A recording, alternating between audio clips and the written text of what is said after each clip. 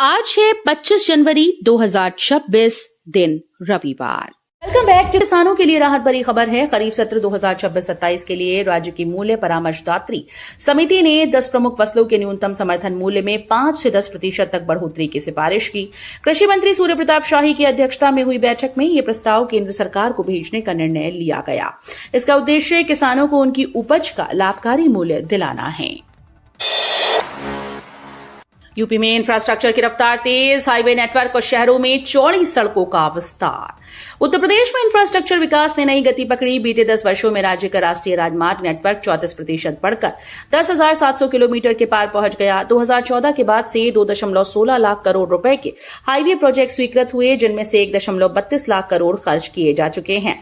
वहीं बरेली में पीलीभीत बाईपास को 130 करोड़ रुपए की लागत से 10 लेन मॉडल रोड बनाया जा रहा है।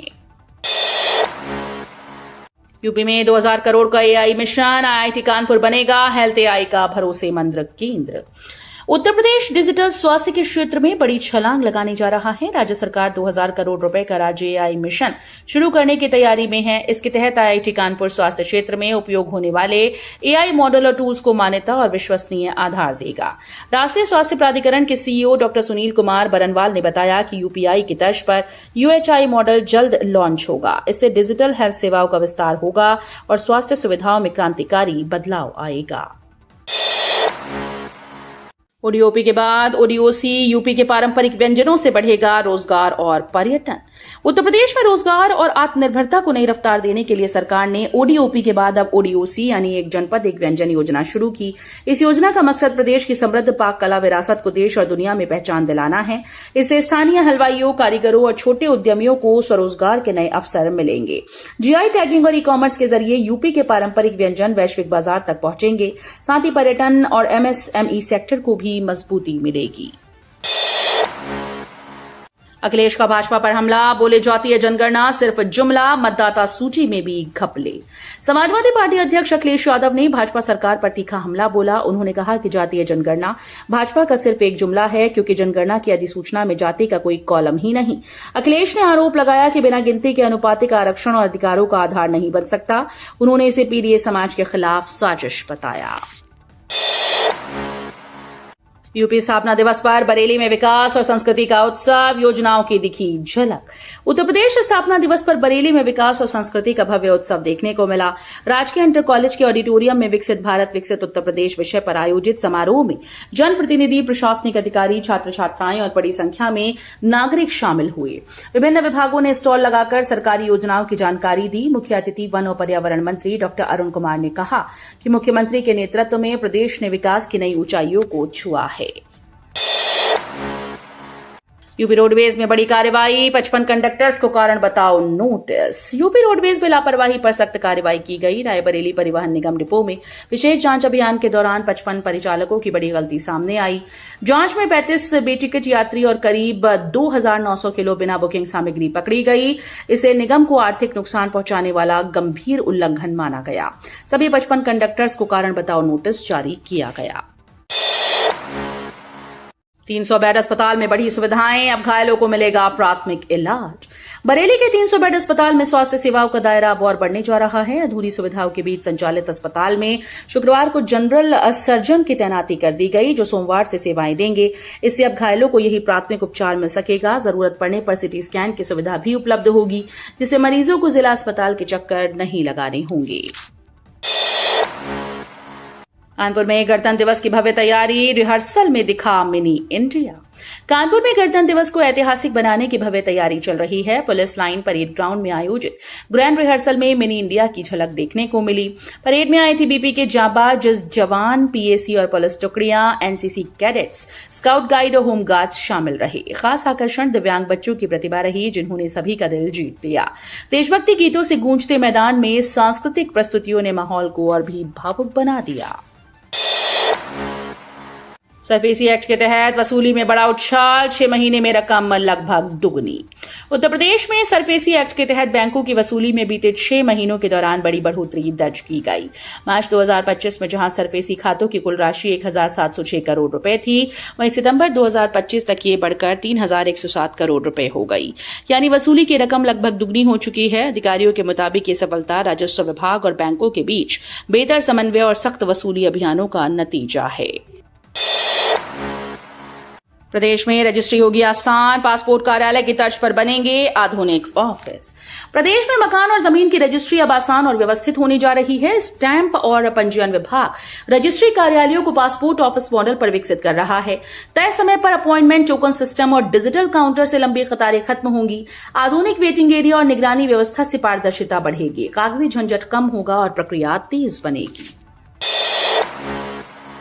नए वोटर कार्ड और डीएलएड प्रवेश प्रक्रिया में बदलाव, युवाओं को मिलेगी बड़ी सुविधा। प्रदेश में युवाओं के लिए 2 बड़े अपडेट सामने आए हैं। निर्वाचन आयोग ने नए वोटर कार्ड का डिजाइन तैयार किया, जिसमें डबल फोटो, क्यूआर कोड और भारत का नक्शा शामिल होगा। एपिक नंबर 2 जगह अंकित रहेगा और कार्ड ड्राइविंग लाइसेंस की तरह डाक से सीधे घर भेजे जाएंगे। 25 जनवरी को राष्ट्रीय मतदाता दिवस पर नए मतदाताओं को कार्ड वितरित होंगे। सूचना आयोग में बड़ा बदलाव, मंडलवार सुनवाई खत्म, सॉफ्टवेयर से होगा केस आवंटन। उत्तर प्रदेश सूचना आयोग में सुनवाई व्यवस्था को अधिक पारदर्शी और संतुलित बनाने के लिए बड़ा बदलाव किया गया।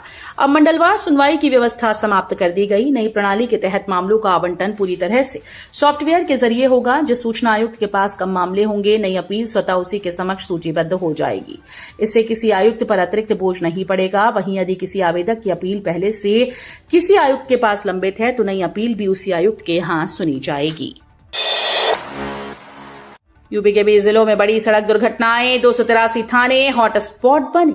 उत्तर प्रदेश में सड़क हादसों को लेकर चिंता बढ़ती जा रही है। केंद्रीय सड़क परिवहन और राजमार्ग मंत्रालय ने शून्य मृत्यु जिला कार्यक्रम के तहत 2023-24 के आंकड़ों के आधार पर देश के 100 एक्सीडेंटल डेथ रिडक्शन जिलों को चिन्हित किया। इनमें यूपी के 20 जिले शामिल हैं, जिनमें लखनऊ, कानपुर नगर, गौतम बुद्ध नगर, आगरा और प्रयागराज प्रमुख हैं। इन जिलों के 283 ऐसे थानों की पहचान हुई, जहां करीब 80% सड़क दुर्घटनाएं होती हैं। पंचायत चुनाव की तैयारियां तेज, 28 मार्च को वोटर लिस्ट का अंतिम प्रकाशन। पंचायत चुनाव का सियासी रणक्षेत्र सजने जा रहा है। पंचायत मतदाता सूची का पुनरीक्षण पूरा हो चुका है और अंतिम प्रकाशन 28 मार्च को किया जाएगा। वाराणसी में 6.57 लाख संभावित डुप्लीकेट वोटर्स का सत्यापन जारी है, जबकि जिले में कुल 17.51 लाख मतदाता हैं, जिनमें 9.24 लाख पुरुष और 8.08 लाख महिलाएं शामिल हैं। बीकापुर में नाबालिगों और विवाहित महिलाओं के नाम सूची में होने की शिकायतें भी मिली हैं। कृषि नवाचार के वैश्विक चेहरे डॉक्टर सुधांशु सिंह को यूपी गौरव सम्मान। उत्तर प्रदेश दिवस 2026 के मौके पर कृषि नवाचार के क्षेत्र में देश विदेश में पहचान बनाने वाले डॉक्टर सुधांशु सिंह को उत्तर प्रदेश गौरव सम्मान से सम्मानित किया गया। वे अंतर्राष्ट्रीय धान अनुसंधान संस्थान दक्षिण एशिया क्षेत्रीय केंद्र के निदेशक हैं। इस सम्मान समारोह में केंद्रीय गृह मंत्री अमित शाह और मुख्यमंत्री योगी आदित्यनाथ सहित कई विशिष्ट अतिथियों ने हिस्सा लिया। डॉक्टर सिंह को कृषि अनुसंधान, नवाचार और सतत खाद्य प्रणालियों में उनके दूरगामी योगदान के लिए ये प्रतिष्ठित सम्मान मिला। महाराजगंज में तेंदुए का आतंक जारी, सर्च ऑपरेशन बेअसर, ग्रामीण भयभीत। महाराजगंज के सोहगी बरवा वन क्षेत्र में तेंदुए और बाघ के हमलों से ग्रामीणों में दहशत का माहौल बना हुआ है। 2 लोगों की मौत के बाद वन विभाग पिछले 7 दिनों से तेंदुए को पकड़ने में नाकाम रहा। पिंजरे और पटाखों के बावजूद वो फंस नहीं रहा है। ग्रामीण घरों से बाहर निकलने से डर रहे हैं। मनरेगा के कार्य रुक गए हैं और गन्ने के खेत बचाव अभियान में बाधा बढ़ रहे हैं। वन विभाग तीनों रेंज के कर्मचारियों के साथ दिन भर सर्च ऑपरेशन चला रहा है और रात में पटाखे फोड़कर जानवरों को जंगल की ओर भगाने की कोशिश कर रहा है। नसीमुद्दीन सिद्दीकी ने कांग्रेस को कहा अलविदा, यूपी की राजनीति में भूचाल। उत्तर प्रदेश की सियासत में बड़ा भूचाल आया। कांग्रेस के वरिष्ठ नेता नसीमुद्दीन सिद्दीकी ने पार्टी की प्राथमिक सदस्यता से इस्तीफा दे दिया।